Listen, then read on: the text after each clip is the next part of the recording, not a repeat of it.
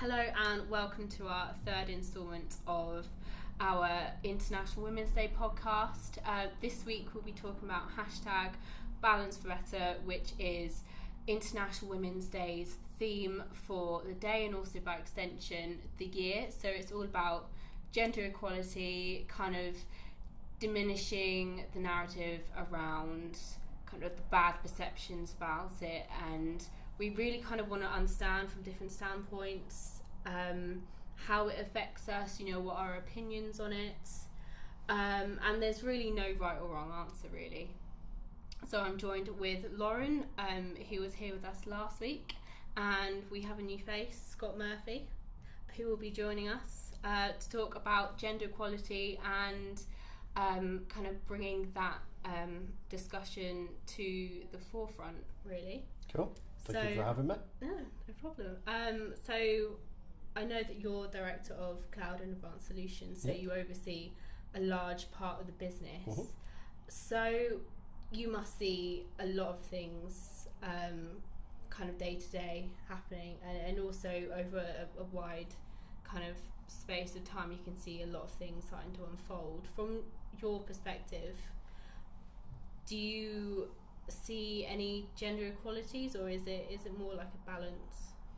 So I see gender equality rather than not. So it is a balance, and I think if you look at my division, we got a pretty even split. In terms of male and female, in terms of different cultures, different religions, etc. It's a really nice balance, and I say it's a really nice balance, but I actually don't think nobody notices. It's just there's just a harmony. There's no difference. Yeah, no.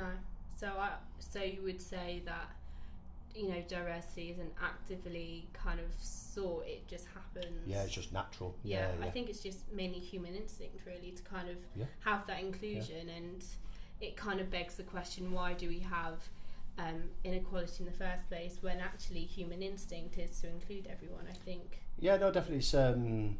It's quite a young workforce that we have, so I think that's a big part of it. And I recently did a training course where we was talking about bias and kind of a systemic bias, and there's this question that talks about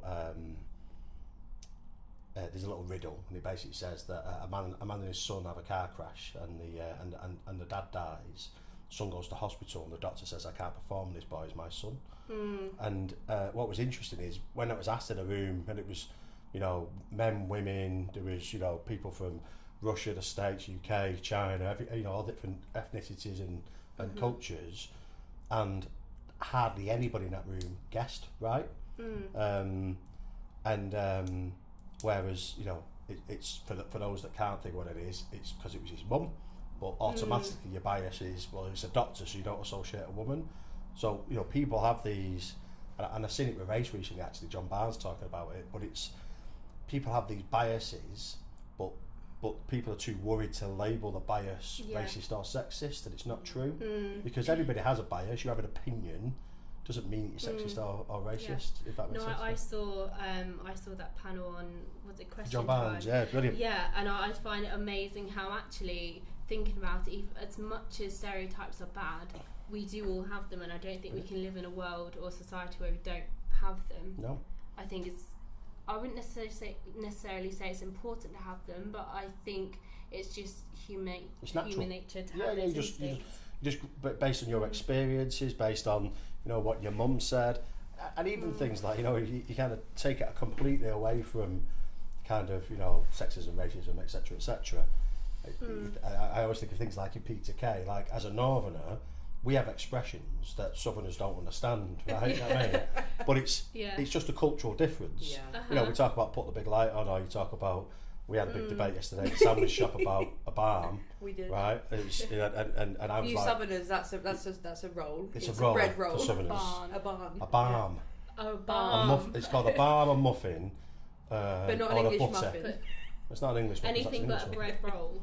Well, because it's not a roll, is it? Anyway, so this was the big This debate. is the conversation But the point being is that's because my bias that I grew up with tells me it's a muffin or a balm, whereas somebody down south's bias is a roll. It's exactly the same thing for me. But the problem is, as soon as we talk about race or sexism, people don't want to have that conversation because they're scared of saying the wrong thing. To your point, and that's what John Barnes' point is on Question Time is, as soon as people start admitting that they might have a dislike for a woman or a black man, or a white man, or whatever, that's not sexist or racist necessarily. No. There is sexism and racism, and that does exist. Yeah, and that shouldn't and exist. I think that comes from a lack of cultural and emotional intelligence. You know, it's actually acknowledging that you do have stereotype, but you have that kind of that knowledge in place to kind of mitigate you discriminating and acting upon it, because there's always a little voice in my head, especially saying, you know, your stereotypes are irrational. Like, you can't explain them and it's fine, but they are irrational, and you've just got to kind of learn to work around it, really. Well, interesting you talk about emotional intelligence. You know, there's as part of that course we talked about institutional bias. So you've got, you know, bias that we're talking about, but institutional bias is, you know, we've always done it this way, so that's the way we need to do it.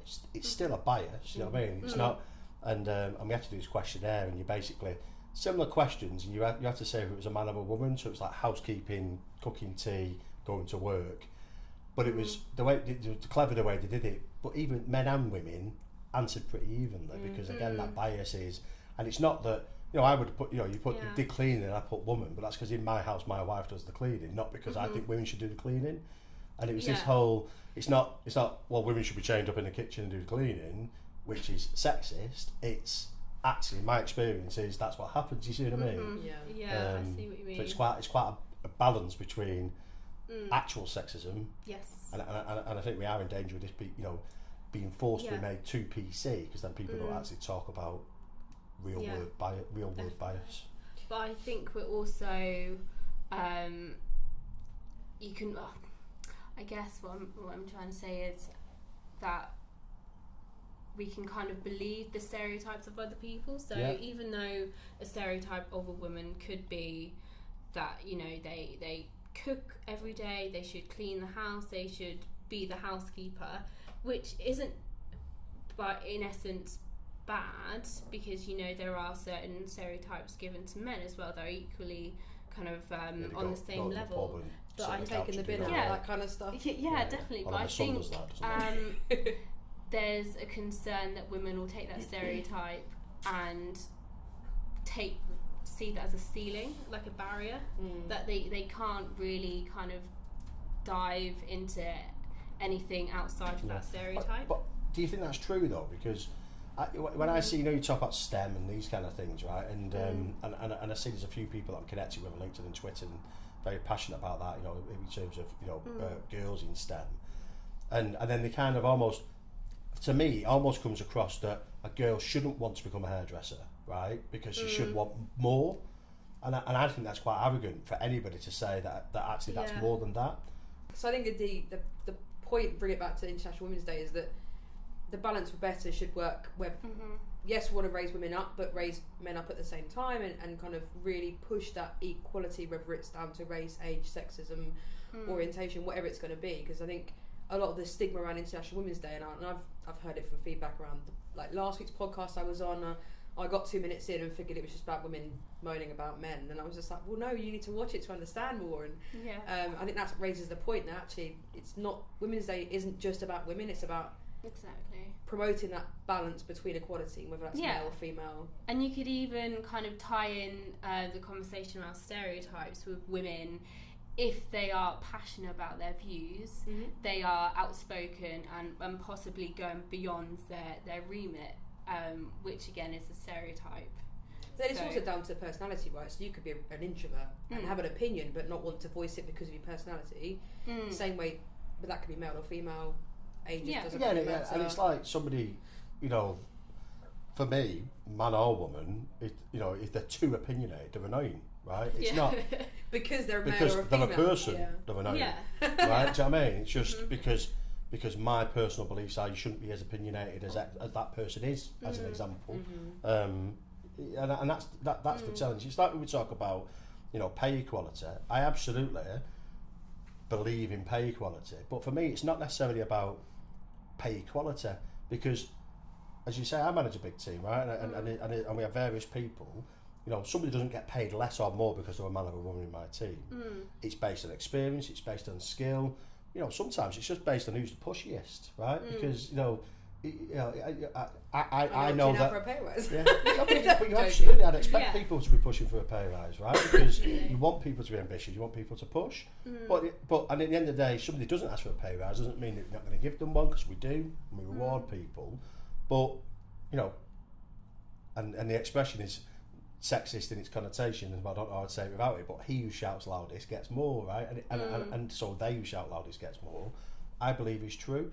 And so I think, rather than, so there's no reason why a woman shouldn't get paid more than a man, is my point. It's not about equality, it's about being paid what you're worth. Exactly. Whether that's more, less, or the same, it's just about, and also sometimes you find, and you talking about pay specifically, is, if one person is happy getting paid X to do a job, and one person is happy getting paid Y, but it's the same job, well, that's fine, as long as everybody's happy. Yeah. Yeah, do you know what I mean? No, and it's again, you're not taking liberties. Exactly. Then I think it's okay.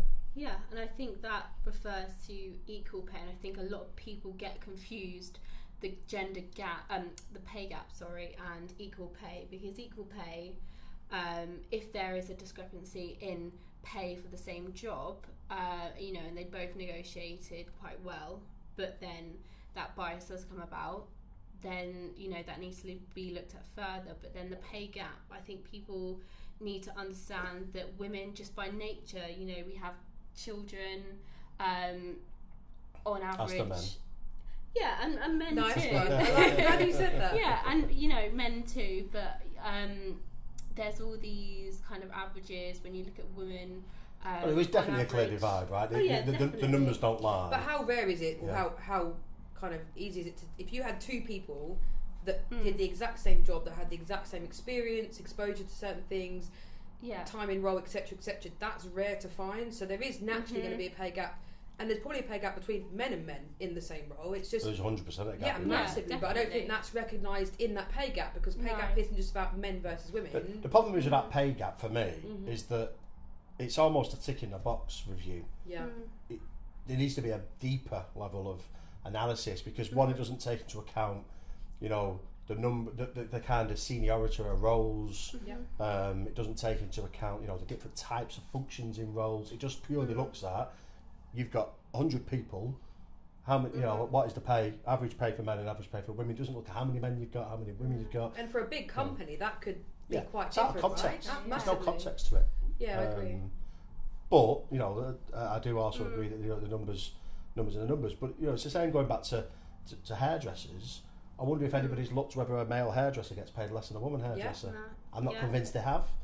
Do you know what I mean? Typically men's hair costs less to cut because there's less of it. Takes less time. Yeah. So that barber sat renting that chair for the day could do a lot more men, but they don't get paid maybe as much because they're not doing as expensive treatment. So there is definitely an underlying bias in society, right? And that's whether that's sexist or whatever. That exists for sure. It does. But I think it's getting less and less. Definitely, and I think that's what's causing unnecessary generalisation. I think people are taking a small percentage and applying it to kind of everything and everyone, and not looking at the smaller picture. Actually, like digging into different areas and what's kind of standard and kind of normal in one industry isn't for another.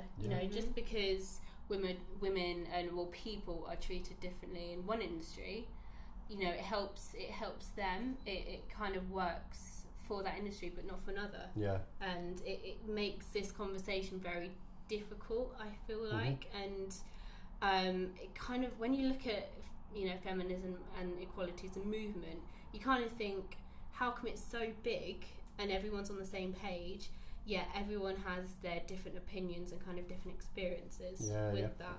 And I think it goes back to what I said before about, I don't think people have actually, going back to the John Barnes point and all those things, I think because people are too fearful to say the wrong thing. I mean, obviously you don't want to diminish it, and you don't want to kind of have a white sheet of, you don't want one single culture. Cultures are amazing, but it's just getting them to kind of understand everyone's viewpoints, which I don't necessarily think will happen. It's like anything, exactly. If you counted everyone's opinion, there would be too much. Exactly. I think it's just when you've got the chance to have a platform to have an opinion, use it in the right way. So obviously with certain countries having obviously more applications or whatever it's going to be, most have got social media. It's just about being mindful that when you're using that platform to give your opinion, make it valid, but don't, like you say, tread the line. And if you're going to influence someone else's opinion by yours on social media, whatever it might be, then just make sure it's relevant. And it's so I'm really happy that we've had this discussion. I think we've come a long way in, you know, the kind of discussion that we've had, and it's been good to kind of get different mindsets and views. So join us next week, where we'll be shooting our final International Women's Day podcast on what empowers you. So looking forward to that. But thank you to my guests. Thank you. Lauren Thanks for having us. and Scott.